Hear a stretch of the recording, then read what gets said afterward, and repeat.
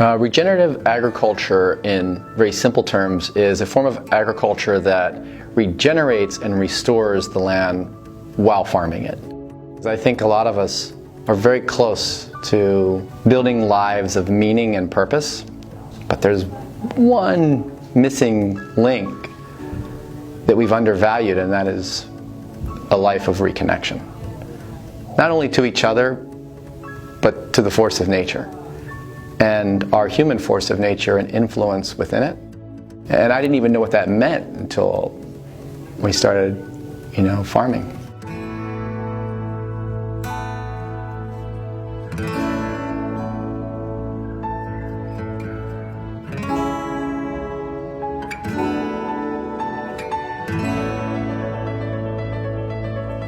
It's a lot greener than it used to be, but I think when you walk on the soil, you feel it beneath your feet.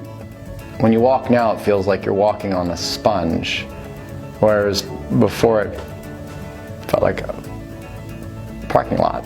There were probably about 60 different native plants on our farm when we started. There's probably over 215 now. We've tripled the bird numbers on our farm. A biologically diverse ecosystem offers endless opportunities to collaborate with it.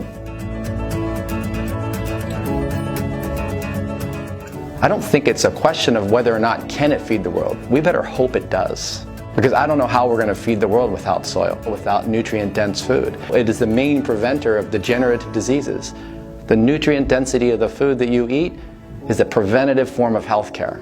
I guess if we could invent a capsule that is as good as a potato and tomato dinner, then we probably will be all right. But until then, we need soil.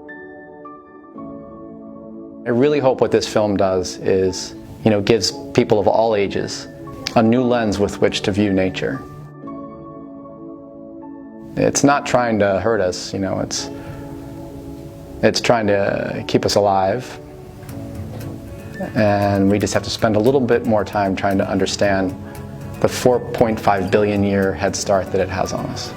The power of the consumer to change the world is so important to recognize, because what you buy and what you support from a food perspective has way more influence than politics or laws, and without that demand and appreciation from the consumer, then this type of agriculture will never work. So it's really important that farmers are able to tell their stories and communicate their ethical and moral compasses when it comes to how they farm. And it's really important for a consumer to understand how hard it is to be perfect. Even for a farmer with the best of intentions, it will not be perfect.